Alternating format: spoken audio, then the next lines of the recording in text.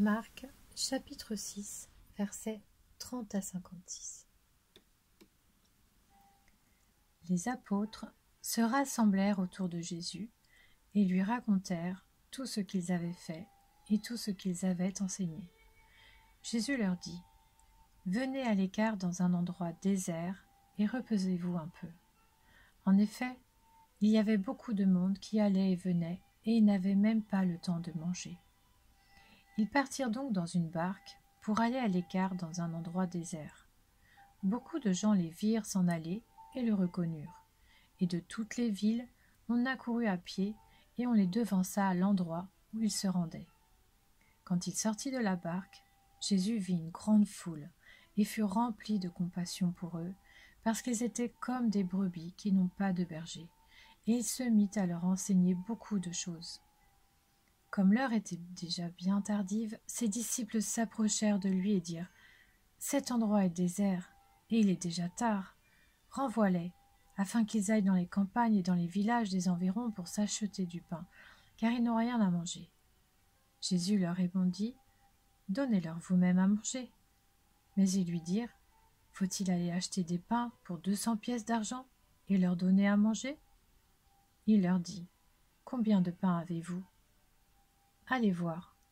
Ils s'en assurèrent et répondirent : 5 et 2 poissons. Alors il leur ordonna de les faire tous asseoir par groupes sur l'herbe verte. Ils s'assirent par rangées de 100 et de 50. Il prit les 5 pains et les 2 poissons, leva les yeux vers le ciel et prononça la prière de bénédiction. Puis il rompit les pains et les donna aux disciples afin qu'ils les distribuent à la foule. Il partagea aussi les 2 poissons entre tous. Tous mangèrent et furent rassasiés, et l'on emporta 12 paniers pleins de morceaux de pain et de ce qui restait des poissons. Ceux qui avaient mangé les pains étaient au nombre de 5000 hommes. Aussitôt après, il obligea ses disciples à monter dans la barque et à le précéder sur l'autre rive, vers Bethsaïda, pendant que lui-même renverrait la foule. Quand il l'eut renvoyé, il s'en alla sur la montagne pour prier. Le soir venu, la barque était au milieu du lac, et Jésus était seul à terre.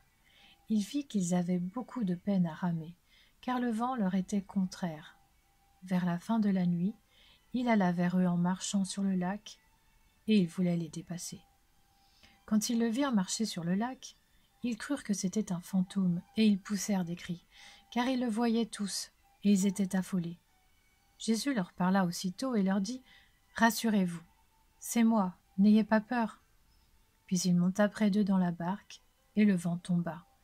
Ils étaient en eux-mêmes extrêmement stupéfaits, car ils n'avaient pas compris le miracle des pains, parce que leur cœur était endurci.